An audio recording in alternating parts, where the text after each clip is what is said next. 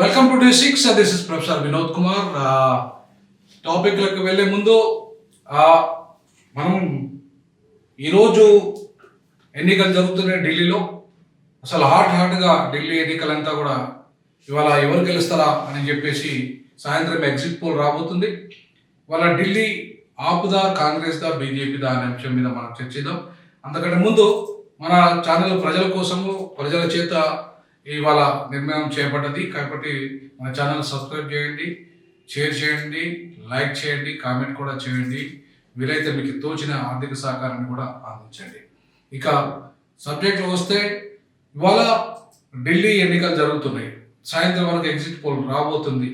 అయితే చాలా వరకు ఎగ్జిట్ పోల్స్ అన్నీ కూడా ఇవాళ తిరిగి మళ్ళీ వచ్చే అవకాశాలు ఉన్నట్టుగా చెప్పే పరిస్థితి ఉంది. ఎందుకంటే ఇప్పటివరకు కూడా మూడోసారి అధికారంలోకి వచ్చిన ఆప్కు ఇప్పటికీ కూడా 52% ప్రజల యొక్క అభిప్రాయము ఆప్ వైపే ఉంది. దాదాపుగా అంటే వాళ్ళ మిగతా పార్టీల కంటే ఎక్కువగా ప్రజాభిప్రాయము ఆప్ వైపే ఉంది అనడానికి మనకు ఇవాళ ఎగ్జిట్ పోల్స్ చెప్తున్న విషయం. ఇవాళ ఎగ్జిట్ పోల్స్ నిశ్చయించినప్పటికీ కూడా పీపుల్స్ ఒపీనియన్ అని చెప్పేసి ప్రజల ఒపీనియన్ ప్రకారంగా తీసుకుంటే ప్రజల ఒపీనియన్ ప్రకారంగా 52% దాకా ఇప్పటివరకు ప్రజలు ఆప్ వైపు మొగ్గు చూపుతున్నట్టు కనపడుతుంది.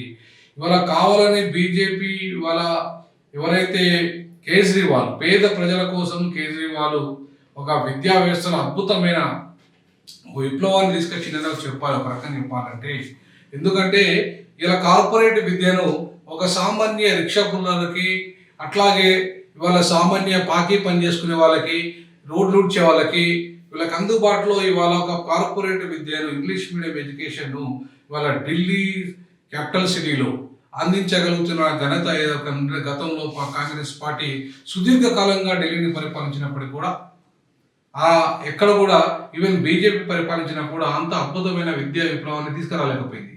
సో ఇవాళ సామాన్యుడు అంబేద్కరే, బాబాసాహెబ్ అంబేద్కర్ మాత్రమే నా యొక్క గురువు అని చెప్పేసి ప్రకటించాడు కేజ్రీవాల్. ఇలా ఆయన కోరుకున్నట్టుగానే ఈ దేశంలో సామాన్యుడికి ఇవాళ అందుబాటులోకి విద్యను తెస్తానని చెప్పాడు కేజ్రీవాల్. సామాన్యుడికి నీటిని అందుబాటులో తెస్తా, సామాన్యుడికి ఇవాళ కరెంటును అందుబాటులో తెస్తా, సామాన్యుడికి ఇవాళ విద్యా ఉపాధికి అవకాశాలు అందుబాటులో తెస్తా, సామాన్యుడే నా ఆయుధం అని చెప్పేసి, సామాన్యుడి కోసమే నేను పనిచేస్తానని చెప్పేసి ఇవాళ సామాన్యుల ప్రభుత్వంగా ఇవాళ మనం ఢిల్లీ ప్రభుత్వ పాలనను చూడొచ్చు. అందుకే ఇవాళ ఢిల్లీలో మీరు ఎక్కడ ఏ గల్లీకి పోయినా ఢిల్లీలో ఆమ్ ఆద్మీ పార్టీ మొత్తం సామాన్య ప్రజలంతా కూడా, ఈవెన్ వాళ్ళ యొక్క ఎలక్షన్ సింబల్ కూడా ఇలా రోడ్లు ఊడ్చే చీపురు. సో అంటే ఇవాళ చీపురు పట్టుకున్న ఎవరైతే మహిళలు ఉన్నారో, ముఖ్యంగా దళిత మహిళలు ఉన్నారో, వాళ్ళంతా ఇలా ఆమ్ ఆద్మీ వెంటే ఉన్నారు. వాళ్ళైతే అన్టచబుల్స్ కమ్యూనిటీస్గా ఉన్న వాళ్ళు ఎవరైతే ఉన్నారో, ఎవరైతే పాకీ పని చేస్తున్న వాళ్ళు ఉన్నారో, ఎవరైతే పాలనుకుంటున్న వాళ్ళు ఉన్నారో, ఎవరైతే వృత్తి పనులు చిన్న చిన్న పనులు చేసుకుంటూ కార్మికులుగా, కర్షకులుగా పేద జీవితాన్ని అనుభవిస్తూ, మధ్యతరగతి జీవితాన్ని అనుభవిస్తూ ఢిల్లీలో ఆకలితో అలమటించిన జాతికి ఇలా పట్టడి అన్నం దొరుకుతుందంటే ఢిల్లీ పరిపాలకుడి యొక్క ఆ విధానాలే, ప్రభుత్వ విధానాలే కారణము. సో అందుకే ఇవాళ బిజిలీ కానీ, అంటే మనిషికి నిత్యావసరమైన వస్తువులు ఏవైతే ఉన్నాయో అవన్నీ కూడా అందుబాటులోకి తీసుకొచ్చిన ఘనత ఇవాళ కేజ్రీవాల్గా చెప్పుకోవాలి. విద్య, వైద్యము, అట్లాగే కరెంటు, ఇల్లు, సామాన్యునికి ఏవైతే అందుబాటులోకి రావాలనో వాళ్ళన్నిటికీ కూడా ఇవాళ శీఘ్రగతిన అవినీతికి తావు లేకుండా, పేదవాడికి పొట్టకుండా, పేదవాడికి ఇవాళ హక్కును చేర్చుకొని పేదవాడికి అండగా నిలబడుతున్న ఇవాళ ఏమైనా ప్రభుత్వం ఉందంటే ఆ ప్రభుత్వము అది ఆమ్ ఆద్మీ పార్టీ ప్రభుత్వం అని చెప్పేసి ప్రజల లోపల బాగా విస్తృతంగా నానుతున్న చర్చ. నేను ఢిల్లీకి పోయి వచ్చినప్పుడల్లా ఎక్కడైనా సామాన్యులను చాలామందిని ఆటో వాళ్ళని అడిగినా కూడా వాళ్ళ మనకు కేజ్రీవాల్ కా సర్కార్ ఫిర్ బంతా హై అని చెప్పేసి చెప్తున్నారు. అంటే వాళ్ళ బీజేపీ వాళ్ళ మొత్తం దేశమంతా బీజేపీ విస్తరించిన బీజేపీ పంజాబ్, హర్యానా, ఢిల్లీలో మాత్రం వాళ్ళ ఆటలు కొనసాగుతలేవు. ఎందుకంటే ఇవాళ ఢిల్లీ క్యాపిటల్ సిటీకి దగ్గరగా ఉన్న హర్యానా కానీ, పంజాబ్ కానీ అవన్నీ కూడా ఇవాళ కేజ్రీవాలే వాళ్ళని క్యాప్చర్ చేస్తున్న పరిస్థితి. ఎందుకంటే ఒకవైపు ఆ ప్రాంతాల్లో ఉన్న బాబాసాహెబ్ అంబేద్కర్నే కాకుండా, బాబాసాహెబ్ అంబేద్కర్తో పాటు ఇవాళ ఆయనకు ఇంకొక ఐకాన్ ఉన్నాడు. ఆయన ఇవాళ ఎవరన్నా ఉన్నారంటే పంజాబ్ కేసరి. ఆ పంజాబ్లో ఆ, మనకి అద్భుతంగా మన పేరు గుర్తు రావడం లేదు.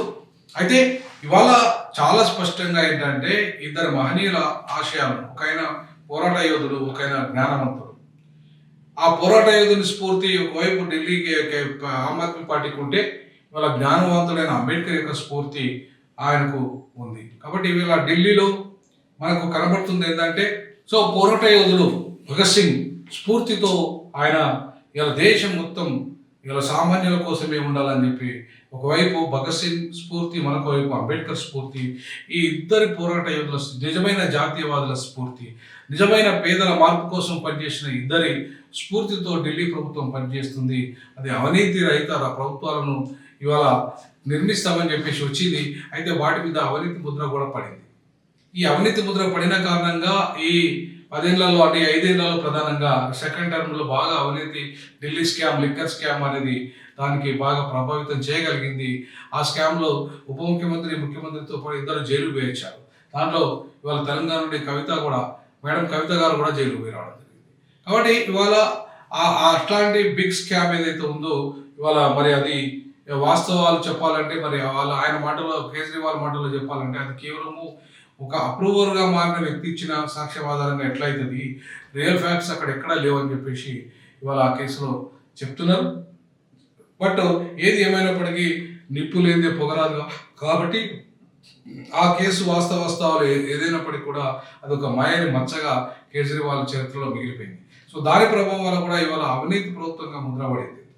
సో అయినా కూడా సామాన్యుడు మాత్రం ఆయన అవినీతి సంగతి, లిక్కర్ స్కామ్ సంగతి పెద్దగా పట్టించుకుంటున్నట్టుగా కనబడతలేదు. ఎందుకంటే సామాన్యుడికి కావాల్సింది తనకు వాళ్ళ పిల్లలకు మంచి స్కూలు, మంచి వైద్యము, వాళ్ళకి అలాగే నీరు, అలాగే కరెంటు, అలాగే రోడ్లు, అలాగే ట్రాన్స్పోర్టు, ఇవేవైతే నిత్యావసర వస్తువులు, నిత్యంగా ఉండే ఇల్లు లాంటి సదుపాయాలు ఏవైతే ఉన్నాయో ఆ సదుపాయాలన్నింటినీ ఇలా కార్పొరేట్ స్థాయిలో కల్పిస్తున్న చరిత్ర ఇలా ఆమ్ ఆద్మీ పార్టీ ప్రభుత్వం. కాబట్టి దేశంలో ఒక మోడల్గా ఇవాళ పరిపాలన కొనసాగుతున్న క్రమంలోనే ఇవాళ ఆమ్ ఆద్మీ పార్టీని 2 సార్లు అధికారం తీసుకొచ్చి ఇవాళ 3వసారి అధికారం తీసుకురావడానికి ఢిల్లీ ప్రజలు సిద్ధమవుతున్నట్టుగా మనకు కనబడుతుంది.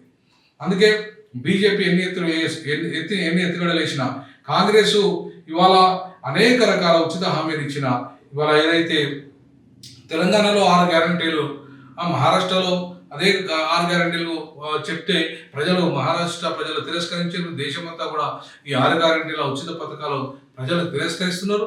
ఇవాళ ఢిల్లీలో కూడా ఆ గ్యారంటీలతో మభ్యపెట్టే పరిస్థితి కనబడతలేదు.